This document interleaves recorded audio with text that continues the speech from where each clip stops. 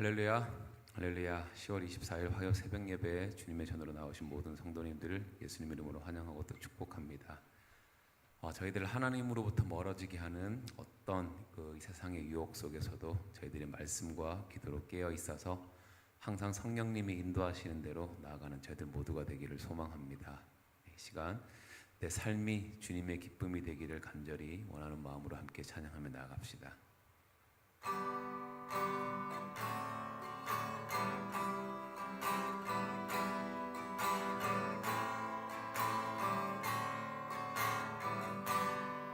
나 주님의 기쁨 되기, 나 주님의 기쁨 되기 원하네. 내 마음을 새롭게 하소서. 새 부대가 되게 하여 주사. 주님의 빛 비추게 하소서. 나 주님의 기쁨 되기 원하네. 나 주님의 기쁨 되기 원하네.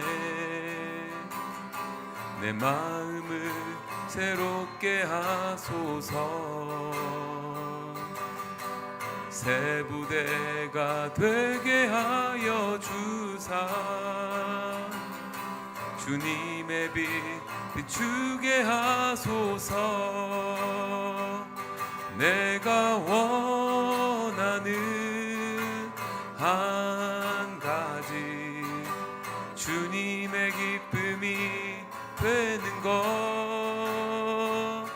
내가 원하는 한 가지, 주님의 기쁨이 되는 것. 겸손히 나의 마음 드립니다.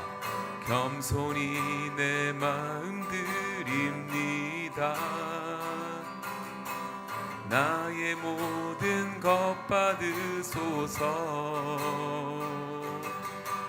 나의 맘 깨끗게 씻어주사. 주의 길로 향하게 하소서. 내가 원하는 한 가지, 주님의 기쁨이 되는 것.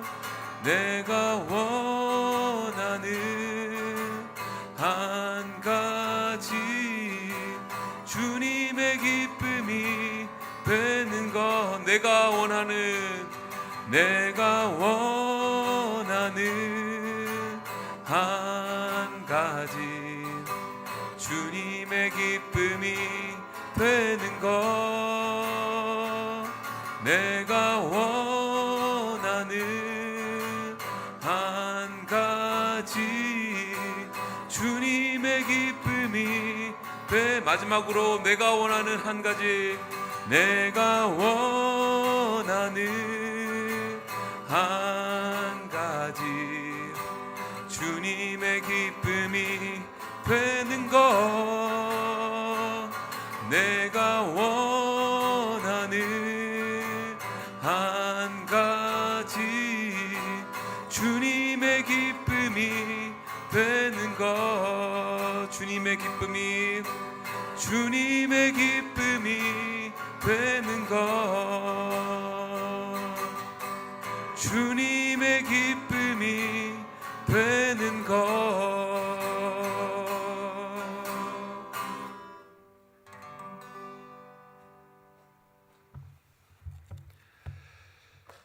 고맙고 자비로우신 아버지 하나님, 오늘도 주님 앞에 나와 기도하는 백성들에게 주님의 은혜만을 부어주시기를 원합니다. 생명이 있는 것도 주께서 허락하신 범위 안에서 있는 것입니다.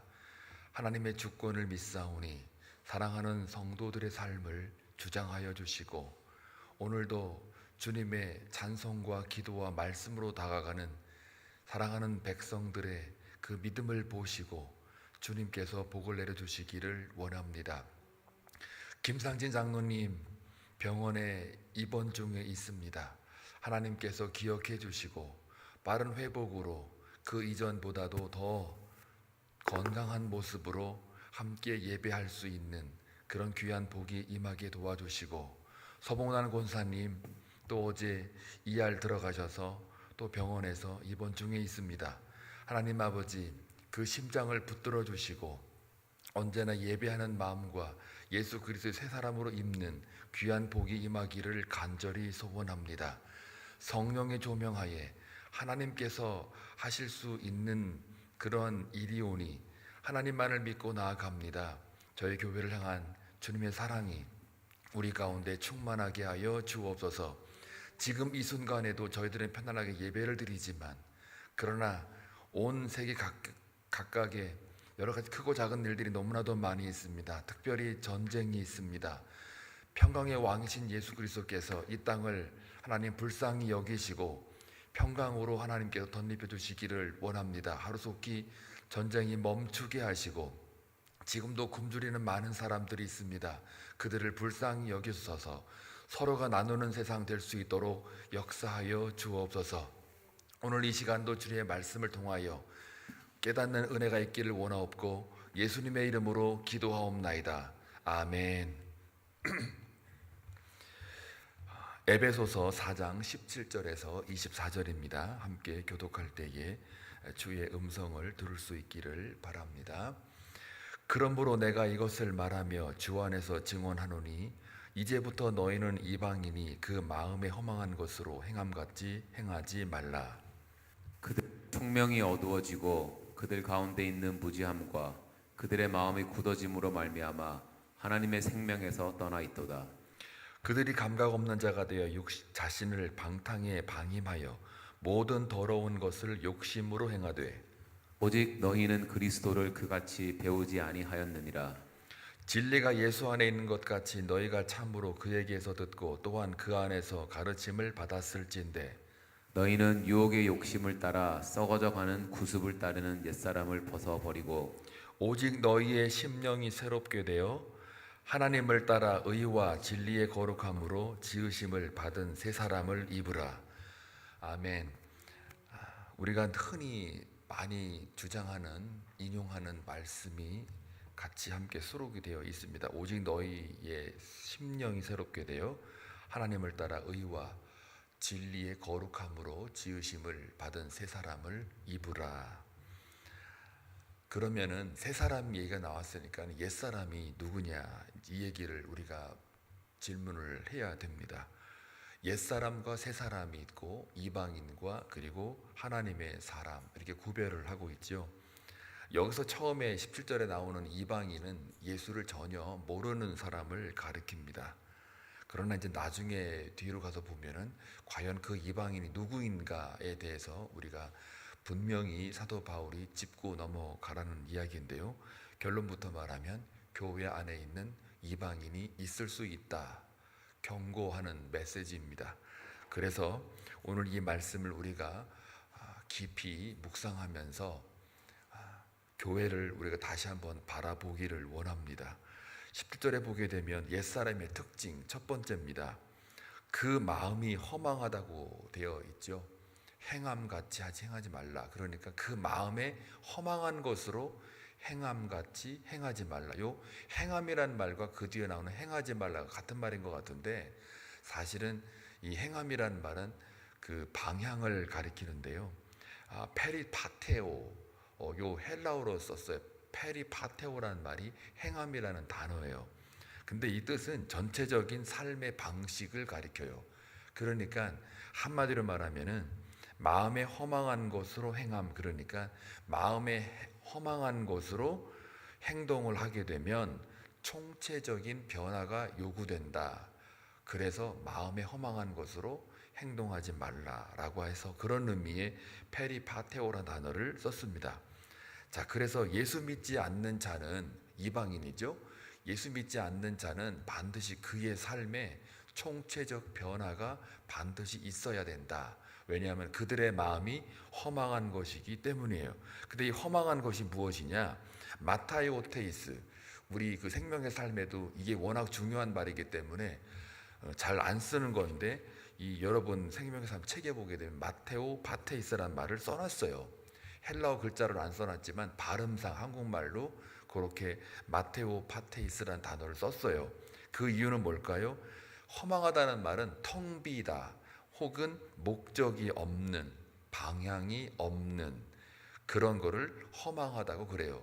그러니까 그 마음에 목적이 없다, 방향이 없다, 텅 비었다라는 말이니까요. 마음, 영이죠. 표뉴마. 그러니까 내 영이 지금 삶을 살아가는 데에 텅 비고 목적이 없고 방향 감각도 없다. 그러니까 어디로 가는지를 몰라요. 그럼 어디로 가는지를 모른다는 얘기는 무슨 말입니까? 그 마음이 뭘 요구합니까? 육체적인 정욕, 안목의 정욕, 이생의 자랑. 한마디로 자기의 의와 자기의 욕심을 따라 본능에 따라 움직이는 그 마음을 가리키겠죠. 그런 마음들은 그냥 그 순간 본능이 요구하는 대로 말 함부로 하고 행동 거칠게 하고 또 자기의 유익에 따라서만 움직이기 때문에 방향 감각도 없고 목적도 없고 그냥 그 마음이 텅 빈 거예요. 아무 의미가 없다라는 이야기예요. 그것들을 누가 한다고요? 이방인이 한다고요. 이방인은 예수를 믿지 않는 자를 가리킨다고 그랬어요. 그러니까 예수를 모르는, 예수 밖에 있는 자들은 그와 같이 삶을 산다는 얘기예요. 그만큼 허망하다는 거죠. 의미가 없는 거죠. 자, 그런 것이 옛사람의 특징이라는 거예요. 그 다음에 두 번째 옛사람의 특징은 무엇이냐? 18절에 그들의 총명이 어두워졌어요. 그리고 무지함과 요것만 해볼게요. 총명이 어둡고 무지하다. 이걸 한마디로 말하면 미련한 삶이에요. 바보 같은 삶이에요. 판단력이 흐려지는 거예요. 자기의 생각과 의지가 이제는 다른 사람들이 보기에도 바보 같은 거예요. 미련한 거예요. 근데 사람들은 그 얘기를 합니까?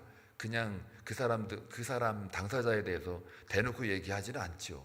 그러나 사람들은 알고 있죠. 그러니까 바보 같은 거예요. 미련한 거예요. 총명이 어두워지고 그들 가운데 있는 무지함이 옛사람의 특징인 거죠. 당연하죠. 그 마음의 그 허망함, 목적이 없고 방향 감각이 없고 예수 밖에 있기 때문에 생명이 무엇인지도 몰라요. 무엇이 진리인지 몰라요. 그러니까 진리와 말씀이 그를 붙들지 않고 있기 때문에 자기 육체적인 정욕이나 안목의 정욕이나 이생의 자랑이나 탐심이나 욕심으로 자기의 육체적인 자아로만 행동을 하기 때문에 그 모든 삶의 주체가 자기 욕심을 이루는 거기에 갇혀 있다 보니까 총명이 어두워지는 거예요. 무지해지는 거예요. 이 공동체에서는 이런 것들이 미련하다고 그러는 거예요. 이게 옛사람의 특징입니다. 그 다음에 세 번째 옛사람 특징은 무엇이냐? 같은 절에 있습니다. 그들의 마음이 어떻게 된다고요? 굳어져요. 이 마음이 굳어졌다는 얘기는 허망하는 건 똑같은 겁니다. 왜냐하면 하나님의 생명에서 떠나 있기 때문에요. 생명이 없기 때문에 마음이 굳어지는 거예요. 다시 말하면 하나님을 떠났기 때문에 떠난 사람들의 특징이 그들의 마음이 굳어졌다, 딱딱해졌다는 얘기죠. 심장이 안 뛴다는 거예요. 예수의 심장이 안 뛰는 거예요. 심장이 안 뛰면 우리는 뭐라 그래요? 죽었다 그러잖아요. 결국 그들의 마음이 굳어져 있다. 그 말은 하나님의 생명을 떠났으니까 뭡니까? 영적으로 죽었다는 거죠. 이방인이라는 거죠. 이게 옛사람의 특징이라는 겁니다. 무서운 말입니다. 19절 네 번째 옛사람의 특징이 무엇이냐? 그들이 감각 없는 자가 되어 자신을 방탕에 방임하여 모든 더러운 것을 욕심으로 행하되. 결국 이제 제가 눈이 설명했던 것 세 가지 그 인간 옛사람들의 그 정욕적인 거, 이생의 자랑 이런 것들을 얘기했는데 결국은 욕심이잖아요. 19절이 뭐라고 그래요? 방탕에 방임하여. 무엇을요? 자기 자신을요. 여기서 방탕이라고 하는 말은 우리가 아셀게이아, 헬라어로 아셀게이아예요. 이거는 뭐냐면 아마 많이 들었을 거예요. 낭비하다, 허비하다, 쓸데없이 무의미하게 자기 시간이나 삶을 소비하다예요. 그러니까 그냥 필요 없이 아무 감각 없이 목적 없이 소모해버리는 거, 허비해버리는 거, 낭비해버리는 거예요. 그러니까 이런 거 있잖아요. 모르고 전기 켜고 하루 종일 밖에 나갔다가 돌아오니까 전기 켜 있어요. 그냥 쓸데없이 전기 그냥 소모해버린 거예요. 가스불 켜놓고 그냥 왔다가 그냥 냄비 홀라다가 타 먹어버린 거, 그거 다 낭비한 거죠. 또 예를 들어서 뭐 그 수돗물 켜놓고 안 잠그고 밖으로 나갔다가 다시 돌아오 보니 물이 계속 흘러내려요. 이거 다 뭡니까? 소모하고 낭비한 거잖아요. 마치 그런 겁니다. 여기서 낭비하다라는 이 아셀게이아라는 단어는 바로 우리의 삶 자체를 그냥 방임해 버리는 거예요. 뭐에다가요? 욕심에다가, 마음의 정욕대로 행동하는 거. 그래서 하나님이 심판이 뭐냐면 그가 더러운 것에, 그리고 그 거룩하지 못한 것에, 그들의 정욕에 따라 내버려 두사. 이게 바로 로마서에 나오는 하나님의 이미 받은 심판이잖아요. 그게 욕심으로 행하는 것이거든요. 그게 방탕인 거예요. 그냥 내버려 둔 거. 그런데 자기 자신을 스스로가 그 욕심에 내버려 둬버려요. 그냥 감각 없는 자라고 하는 말을 쓰는 거죠. 감각이 없어요. 무슨 감각이? 영적 감각. 영적 감각이 없다 보니까 자기 자신을 그냥 낭비하게 내버려 둬요. 어디다가요? 자기 욕심에다가. 이거는 다른 종교에서도 아주 굉장히 그 경계하는 것 중에 하나예요. 그래서 유교에서는 소인이라는 게 누구냐 그랬을 때에 이로움, 자기의 유익만을 위해서 쫓아가는 사람을 소인이라 그래요. 불리한 건 절대 안 하고, 절대 그 희생이나 거룩이나 사랑, 의, 양보 이런 건 없어요. 그냥 자기 유익에 맞으면 행동하는 거고 안 맞으면 절대로 안 하는 그걸 소인이라 그래요. 군자란 무엇이냐? 자기 이로움이나 해로움을 가지고 행동하는 게 아니고 이게 선한 거냐 악한 거냐, 옳은 거냐 그른 거냐, 이게 도덕적이고 상식적이고 사람들에게 인정을 받는 거냐 아니냐, 이거에 따라서 행동하는 걸 군자라고 그러는 거예요. 사람다움이라는 게 뭐냐? 군자 위에서 어떠한 행동을 해도 사람들이 인정해주는 삶, 그게 바로 사람다움이에요. 그 다음 단계 위로 올라가면 성인이라고 그래요. 성인의 행동은 무엇이냐? 그 사람이 무슨 행동을 하든 모든 사람들이 인정을 받을 뿐만 아니라 법에 절대로 저촉되지를 않아요. 그래서 70세 공자란 유불고라 그래가지고 아무리 행동을 해도 70세가 되면 성인이 된다 그랬어요. 우리 어르신들이나 우리도 이제 곧 70이 넘어가게 되면, 또 넘으신 분들은 유불구가 되셔야 돼요. 적어도 유교의 그 기준으로 본다면 유불구, 70세 유불구라. 그러니까 어떤 행동을 해도 그 법에 저촉되지가 않아요. 마치 예수님처럼 성전을 때려 부셔도 그게 성전 청결이 되지 성전 기물 파괴가 되지 않아요. 이게 성인이라는 거예요. 이 반열이 그런 거예요. 그러니까 유교에서도 공자가 이렇게 얘기를 한 바와 같이 예수 안에서 우리의 욕심을 그대로 목적을 두고 나를 방탕함으로 내버려 두게 되면 그거는 소인도 안 되는 거예요. 소인도 안 되는 거예요. 부끄러운 거죠. 이게 바로 옛사람의 특징이에요. 자, 그러면은 이 옛사람의 네 가지 특징을 제가 말씀드렸지 않습니까?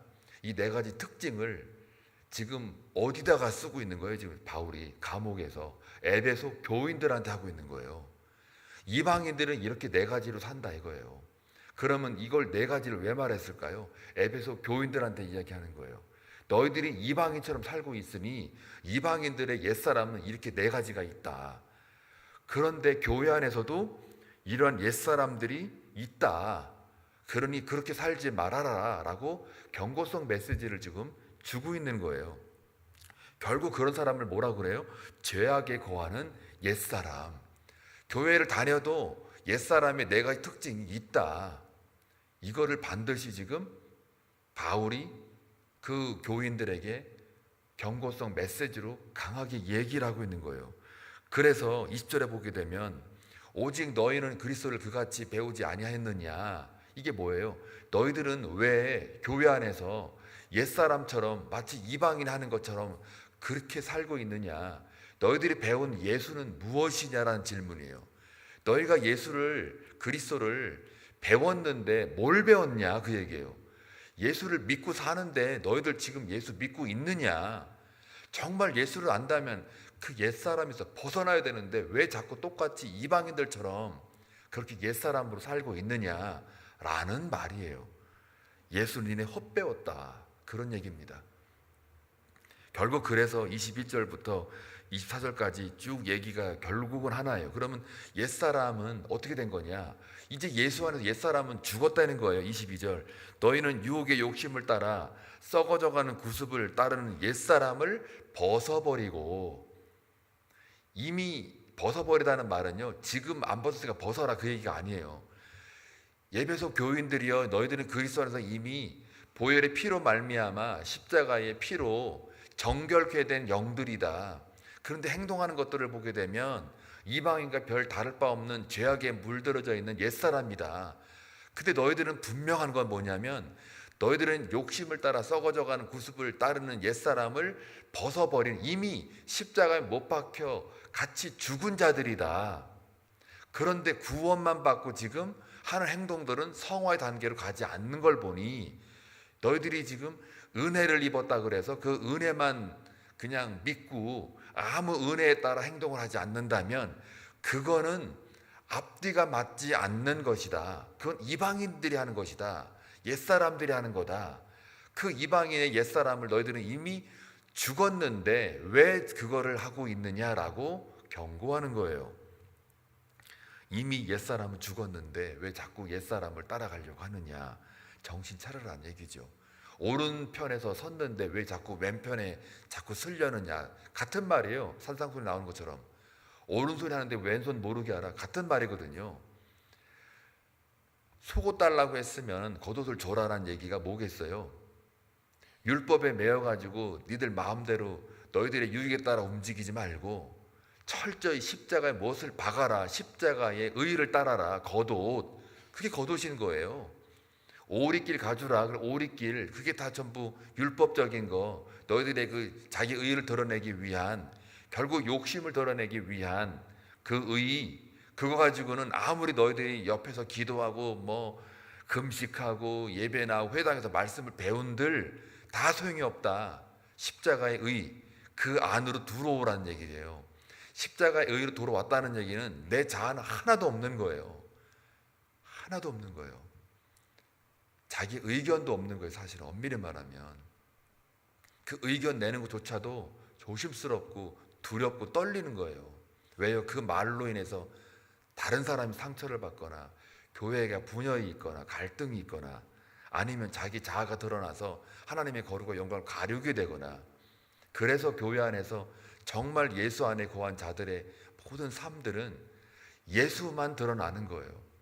그걸 위해서 우리가 옛사람을 버려야 되는데, 여전히 에베소 교회 교인들이 너희의 유혹의 욕심을 따라 썩어져가는 구습, 그 구습이 뭐예요? 다 아까 제가 말한 네 가지 옛사람의 특징을 말하는 거예요.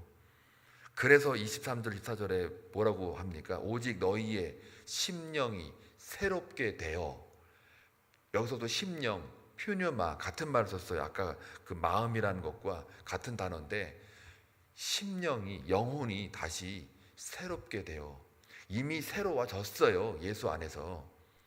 그런데 그러면서 뭐예요? 하나님을 따라 의와 진리의 거룩함, 결국은 거룩이에요. 거룩으로 지으심을 받은 새 사람을 입으라. 성화에 가라. 구원에서 머물러 있지 말고 성화의 단계로 계속 나아가라. 그게 예수 믿는 사람의 모습이다. 새 사람은 결국은 입으라. 그 얘기가 뭐예요? 아까 허망한 것에 마음 두지 말고, 즉 목적 없는, 방향 없는 삶을 사는 게 아니라 하나님의 의, 거룩을 향하여 살아가고, 그게 방향이에요. 그 다음에 18절에 미련한 자처럼 무지함에 두지 말고, 그리고 세 번째, 마음이 굳어져 가지고 하나님의 생명을 떠나지 말고, 하나님을 떠나는 게 아니라 반드시 하나님이 내 안에, 하나님의 의가 나를 지배하게 만드는 거, 성령의 이끄심을 따라 거룩으로 가야 되는 거, 그리고 내 인생을 방탕함에, 그러니까 허비하거나 낭비하지 않도록, 특히 모든 더러운 곳에 욕심을 따라 행하지 않도록, 결국 한마디로요, 내 이기적인 목적과 욕심, 마음의 정욕에 따라 살지 말라. 그렇게만 안 하면 거룩으로 가는 거예요. 결국 예수의 의, 십자가의 의라고 하는 것은 거룩입니다. 거룩. 거룩의 특징은 무엇이냐? 인간적인 의 전부 내려놓는 거예요. 자기를 철저히 비우는 거예요. 십자가에 주님과 함께 못 박혀 내 자아가 죽었어요. 옛사람이. 그럼 옛사람은 없는 거예요. 근데 우리가 자꾸 옛사람으로 돌아가려는 습성이 있어요. 우리의 몸을 입고 있기 때문에 그래요. 그럼에도 불구하고 성령께서 우리와 함께 하셔서 계속해서 말씀을 통하여 또 기도를 통하여 하나님은 우리에게 말씀하시는 거예요. 그 말씀을 듣는 자가 사는 거고요. 그 말씀을 듣지 않으면 죽는 거예요. 그게 바로 골방으로 들어가라예요. 골방이 하나님의 소리를 듣는 곳, 거기가 골방이에요. 그게 고난일 수 있고요. 그게 자기 혼자만의 그 어떤 장소에서, 특정한 장소에서 하나님께 1대1로 나아가는 그 어떤 특정한 장소일 수도 있어요. 그러나 더 중요한 거는 골방이라는 거는 바로 타메이온, 하나님이 나에게 명령하시는 그 자리. 그게 어쩌면 나의 인생에 가장 힘든 그런 어둠 가운데 있었을 때의 광야일 수도 있어요. 근데 대부분 가만히 보니까 하나님의 골방은 광야더라고요. 인생의 가장 어려운 그 밑바닥, 거기가 골방이더라고요. 거기에 들어가라는 거예요. 그 들어가는 게 좁은 문으로 들어가는 말과 같은 말이에요. 사실은 이제 앞으로 우리가 산상수 배우겠지만 좁은 문으로 들어가라, 골방으로 들어가라, 같은 말이거든요. 세상 사람들은 그 골방으로 들어가기 싫어해요. 왜요? 인간적으로 그 방은 너무 어려운 거거든요. 근데 그 자리에 하나님이 임재하시고 지성소 역할을 해주시는 곳, 거기로 들어가라는 거예요. 그거 못 들으면 결국 하나님과의 교제가 멀어지는 거예요. 하나님의 소리를 못 들으니까 결국은 내 소리만 듣는 거예요. 내 자아 소리. 그 사람의 소리를 듣기 때문에 옛사람으로 자꾸 돌아가는 거예요. 그래서 우리가 날마다 기도에 힘쓰고 말씀에 전무하는 이유가 여기에 있어요. 구원은 하나님께서 십자가의 보혈로 우리에게 새 사람으로 입혀 주셨어요. 새로운 피조물을 만들어 주셨어요. 그러면 그 다음부터는 우리가 그 은혜를 힘입어서 성령의 조명하에 계속해서 살아가는 동안, 잠시 살아가는 동안이죠. 잠시 살아가는 동안 우리가 해야 할 일은 자꾸 하나님의 음성을 들어야 되는 거예요. 그게 안 들리고 안 들으니까 자꾸 내 소리를 들으려고 그러고 내 판단으로 앞서는 거예요. 그건 전부가 다 큰 길가에 서서, 회당에 서서 기도하는 자와 똑같다는 거예요. 그게 골방과 전혀 대립되는 개념이거든요. 서서 큰 길가에, 광장에서 서가지고 회당에서 서서 기도하는 것, 그게 뭐예요? 희생 제물, 율법, 자기의 의, 자기 욕심 따라 자기가 원하는 것을 행동하는 그거를 길가에 서서 기도하는 거로 비유로 예수님 말씀하시는 거예요. 자기 소리만 듣는 거, 자기 욕심에 따라 계속 옛사람으로 돌아가 있는 거, 그게 바로 길가에 서서 기도하는 자라. 그거 하지 말라. 그게 하는 게 외식하는 자다, 위선이다, 가증이다라는 거예요. 신앙생활을 하고 있는데, 예수를 믿고 있는데 행동하는 걸 보게 되면 전부가 다 옛사람인 거예요. 그게 다 큰 길가에 서서 기도하는 것과 똑같은 거예요. 겉으로 보기에는 기도죠. 예수 믿는 것 같죠. 예수를 따르는 사람 같아요. 기도. 근데 그 기도가 아닌 거예요. 철저히 자기의 요구와 필요만 요구한 그 기도, 자기의 의만 요구한 그 기도, 그거를 큰 길가에 서서 회당에서 기도하는, 외식하는 자, 똑같다는 거예요. 근데 골방으로 들어가라, 그 말은 바로 오늘 똑같은 얘기예요. 새 사람을 입으라는 것과 골방으로 들어가라는 것과 같은 말이에요. 같은 말이에요. 전혀 다른 말이 아니에요. 결국 지성소로 들어가라는 거예요. 하나님이 말씀하시는 그 장소. 오늘 하루 살아가는 동안 그 골방, 지성소, 새 사람을 입는 그 곳, 거기가 여러분 삶 가운데에 고난의 자리일 수가 있고요, 남에게 욕먹는 자리일 수 있고요, 또 그것이 오히려 내 인생에 너무너무 어렵고 힘든 자리가 있을 수도 있어요. 그때 우리가 당황하지 말고 저러나 우러나 치우치지 말고 무릎을 꿇고 주님 앞에 하나님 이 일이 나에게 왜 생겼습니까? 하고 주님을 찾고 주의 소리를 듣는 자는 새 사람인 거예요. 그게 새로운 피조물의 모습이에요. 그걸 하느냐 안 하느냐에 따라서 우리 사랑하는 교우 여러분, 그거를 하고 안 하고에 따라서 여러분은 옛사람이 될 수 있고 새 사람이 될 수 있습니다. 이거 가지고 여러분이 판단하십시오. 그러면 됩니다. 제가 여기서 누가 옛사람이냐 새 사람이냐 말 안 해도 하나님이 이미 이 말씀을 통해서 우리가 옛사람인지 새 사람인지 경고하고 알려줘요. 알려주는 것 자체가 여러분에게 큰 복인 줄 믿습니다. 그게 복인 거예요. 안 알려주면 하나님은 그냥 로마서처럼 너희들의 마음의 정욕대로 내버려 두사 끝. 그건 정말 끝난 거예요. 그런데 말씀을 들을 수 있는 기회와 또 들려지는 기회가 있다면 그건 복인 거예요. 지금이라도 옛사람을 버리고 새 사람으로 새로운 피조물로 거듭나는, 거기가 골방으로 들어가는 것이라면 들어가는 그러한 총명과 그리고 하나님의 지혜가 여러분 가운데 있어지기를 주님의 이름으로 축원합니다. 기도합니다. 좋으신 아버지 하나님, 우리가 말씀을 듣지 않으면 우리의 생각대로 살아갈 수밖에 없습니다. 그렇게 사는 삶을 분명히 사도 바울은 옛사람이라고 네 가지를 빌어서 우리에게 말씀합니다. 우리는 이미 예수 안에서 새로운 심령으로 거듭났고 이제 새로운 사람이라고 분명히 말씀하셨습니다. 그럼에도 불구하고 우리의 삶을 가만히 보게 되면 우리의 구습을 버리지 못하고 여전히 옛사람으로 살아가는 저희들의 모습이 있습니다. 하나님, 오늘 들려주신 그 말씀이 우리에게는 복이 되는 말씀이고 또 우리가 옛사람인지 새사람인지를 분별할 수 있는 지혜의 그러한 말씀인 줄로 믿습니다. 그 믿음을 가지고 오늘도 이 말씀 따라 살아갈 때 내 삶을 점검해보고 확인하여 하나님 앞에 무릎을 꿇고 나아가는 기도하는 백성 다 되게 하여 주옵소서. 예수님의 이름으로 기도하옵나이다. 아멘.